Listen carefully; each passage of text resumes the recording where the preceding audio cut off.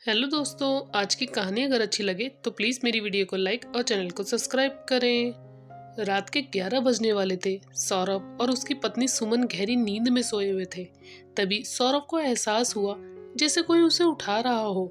उसने एकदम से आंखें खोली तो सुमन दर्द से कराहते हुए बोली, उठो, मेरे पेट में दर्द हो रहा है। सौरभ झट से उठा और पत्नी के माथे पर पसीने की बूंदें और उसकी खराब होती हालत देखकर वह बेचैन हो उठा।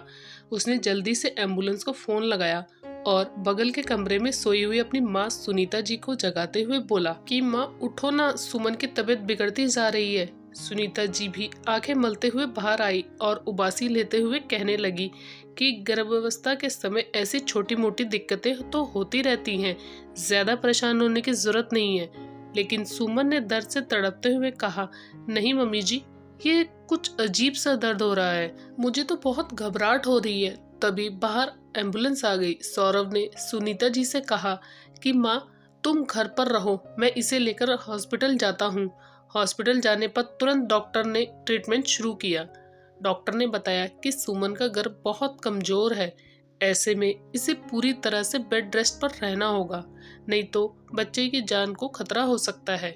डॉक्टर की बात सुनकर सौरभ बहुत घबरा गया, क्योंकि शादी के 8 सालों के बाद बहुत इलाज करवाने के बाद दोनों को माता पिता बनने का सौभाग्य मिला था। इस बच्चे को लेकर सुमन के बहुत सारे सपने जुड़े हुए थे। सौरभ ने प्रण लिया कि वह सुमन और अपने बच्चे को कुछ नहीं होने देगा। 3 दिनों के बाद सुमन हॉस्पिटल से घर आ गई थी, क्योंकि अभी उसका 6ठा महीना चल रहा था, इसलिए अभी उसका बहुत ज्यादा ध्यान रखने की जरूरत थी। सौरभ के घर पर केवल उसकी माँ, पत्नी और काम वाली बाई तो आती थी, लेकिन वह तो पूरे समय सुमन की देखभाल नहीं कर सकती थी और सुनीता जी तो अपने घुटनों के दर्द से ही परेशान रहती थी। ऐसे में सुमन कोई यात्रा भी तो नहीं कर सकती थी, वरना मैं उसे मायके ही भेज देता। आखिरकार उसने सुमन की माँ से बात की। सुमन की माँ पर बहुत सी जिम्मेदारियां थी। उन्होंने कहा कि मैं एक काम करती हूँ, मैं अपनी छोटी बेटी रिया को वहाँ मदद करने के लिए भेज देती हूँ। सौरभ धन्यवाद देते हुए तुरंत राजी हो गया।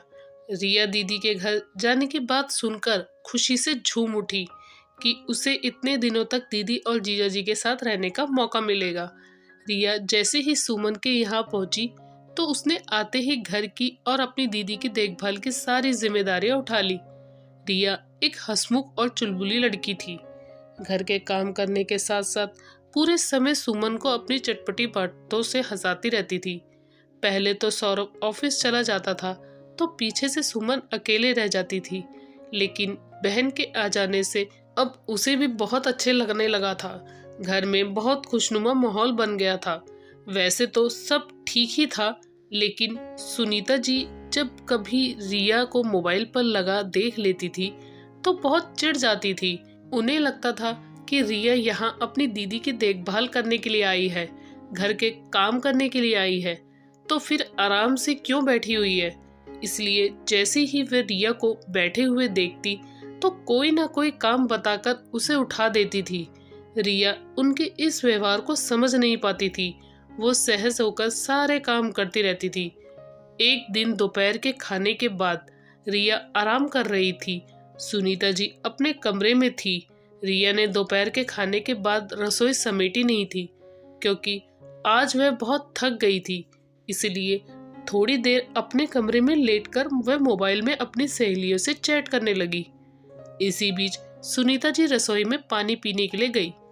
बिखरी हुई रसोई देखकर वह गुस्से से भड़क उठी और जब उन्होंने रिया के कमरे में झांक कर देखा कि रिया बेड पर लेटी हुई मजे से मोबाइल चला रही है, तो उन्होंने भड़कते हुए कहा, रिया, तुम यहाँ आराम से लेटी हो, वहां देखो तो रसोई कितनी गंदी पड़ी है।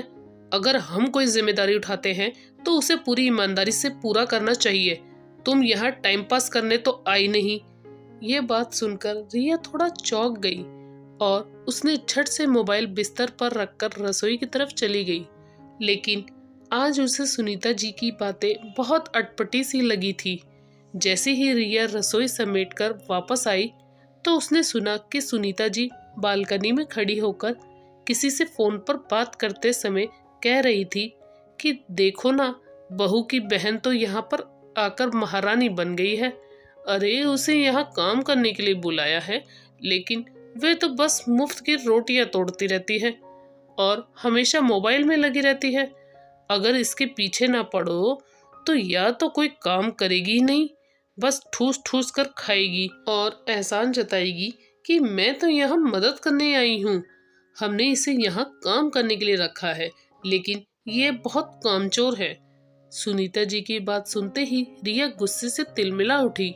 उसने सोचा कि आने दो शाम को जिया जी को, अब मैं इनके सामने ही बात करूंगी। शाम को सौरभ ऑफिस से आया तो सुमन अपने कमरे में थी। चाय नाश्ते का इंतजाम नहीं हुआ था तो सौरभ रिया के पास पहुंचा। वह उसे खामोश देखकर पूछने लगा कि क्या बात है साली साहिबा, आज तो आप बहुत खामोश लग रही हो। रिया ने गंभीर स्वर में कहा कि जिया जी, मैं मजाक के मूड में नहीं हूँ। पहले चलिए, मुझे आंटी जी से कुछ बात करनी है। वह बात मैं आपके सामने ही करना चाहती थी, इसलिए आपका इंतजार कर रही थी। वह रिया के साथ अपनी माँ के कमरे में पहुंचा। रिया ने सुनीता जी से सीधे सीधे पूछ लिया, आंटी जी, मैं आपके घर में आई हूँ तो आपको कोई दिक्कत है क्या? सुनीता जी सक पकाते हुए बोली कि नहीं बेटी, तुम ऐसे क्यों कह रही हो? रिया ने कठोर स्वर में कहा, आप जब दोपहर में फोन पर बात कर रही थी तो मैंने सब सुन लिया था। आप ये बताइए कि क्या मैं कोई नौकरानी हूँ जो आप फोन पर कह रही थी कि मैं यहाँ मुफ्त की रोटियां तोड़ती हूँ? काम करने के लिए आई हूँ तो काम नहीं करती हूँ। आप इसलिए हमेशा मेरे पीछे पड़ी रहती थी कि मैं 2 मिनट के लिए भी बैठ जाती थी तो आप मुझे कोई ना कोई काम बताकर उठा देती थी। मतलब मैं यहाँ 2 वक्त का खाना खाती हूँ तो आप उसकी कीमत वसूलने के लिए आप मुझे दिन भर काम पर लगाए रहेंगी? ये कौन सी बात हुई भला? आज मेरा बहुत अपमान हुआ है। ऐसा कहकर रिया रोने लगी। उसने सुमन को इन सब बातों में शामिल नहीं किया था क्योंकि इस वक्त उसकी मानसिक स्थिति को खराब करना उसे सही नहीं लगा। रिया की बात सुनकर सुनीता जी ने शर्मिंदगी से सर झुका लिया। सौरभ को अपनी माँ पर बहुत गुस्सा आया। उसने रिया से कहा कि रिया, मैं तुमसे माफी मांगता हूँ, तुम शांत हो जाओ, माँ से मैं बात कर लेता हूँ। रिया गुस्से से रसोई में चली गई क्योंकि उसे डिनर की तैयारी करनी थी। आधे घंटे के बाद सौरभ रसोई में आया और रिया से कहने लगा, रिया, रात को डिनर के बाद जरा छत पर चली आना, मुझे तुमसे बहुत जरूरी बात करनी है। रिया ने डिनर बना दिया था। सभी लोग खाना खा रहे थे। आज रिया गुमसुम सी थी तो सुमन ने पूछा कि क्या हुआ रिया, आज तो इतनी चुपचाप क्यों है? तो रिया ने अपनी दीदी को बहलाते हुए कहा कि अरे दीदी, कुछ नहीं हुआ, बस ऐसे ही मेरे सर में थोड़ा दर्द हो रहा है। सुमन अपने कमरे में आराम करने के लिए जा चुकी थी। सुनीता जी भी पहले की अपेक्षा शांत नजर आ रही थी। रिया छत पर चली गई और अपने जिया जी का इंतजार कर रही थी। वह सोच रही थी कि दीदी के कारण ही वह मजबूरी में चुप थी। उसके जिया जी भी थोड़ी देर में वहां आ गए। सौरभ ने आते ही रिया के आगे हाथ जोड़ते हुए कहा कि माँ की तरफ से मैं तुमसे माफी मांगता हूँ। मैंने माँ को अच्छे से समझा दिया है कि अगर तुम्हारी जगह उनकी बेटी के साथ कोई ऐसा व्यवहार करता तो उनको कैसा लगता। अब वो बड़ी हैं, उन्होंने तुमसे माफी नहीं मांगी, लेकिन अब वो तुम्हारे साथ ऐसा बर्ताव नहीं करेगी। रिया ने पूछा, पर आपने मुझे यहाँ अकेले क्यों बुलाया है? सौरभ कहने लगा, देखो रिया, जो भी हुआ बहुत गलत हुआ, लेकिन मेरी तुमसे यही विनती है कि तुम अपनी माँ से कुछ मत कहना। अगर उन्हें ये सब पता चलेगा तो उन्हें बहुत बुरा लगेगा। ऐसे में हमारी क्या इज्जत रह जाएगी।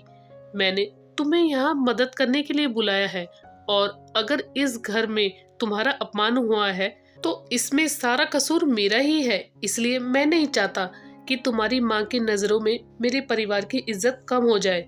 जो कुछ भी हुआ वो बहुत ही गलत था, लेकिन अपने घर में ये सब बातें मत बताना।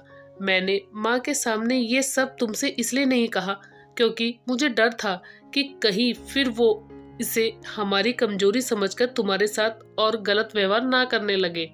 रिया ने कुछ सोचते हुए कहा कि जिया जी, आप बहुत अच्छे इंसान हैं और मेरी दीदी को भी इसी घर में रहना है। तो मुझे आंटी जी की बातों का बुरा तो लगा है, लेकिन अगर आप कहते हैं तो मैं माँ को कुछ नहीं बताऊंगी। उसी दिन के बाद से सुनीता जी ने कभी भी रिया के साथ नौकरानी के जैसा व्यवहार नहीं किया। सुमन की अच्छी देखभाल के कारण समय आने पर एक प्यारी सी बेटी को जन्म दिया। रिया हर कदम पर उसका साथ निभाती रही। कहीं न कहीं सुनीता जी अपने व्यवहार से शर्मिंदा थी, क्योंकि रिया ने कभी भी उन्हें अपने व्यवहार से नीचा दिखाने की कोशिश नहीं की थी। ऐसे मुश्किल समय में मदद करने वाली लड़की उस परिवार के लिए किसी फरिश्ते से कम नहीं थी।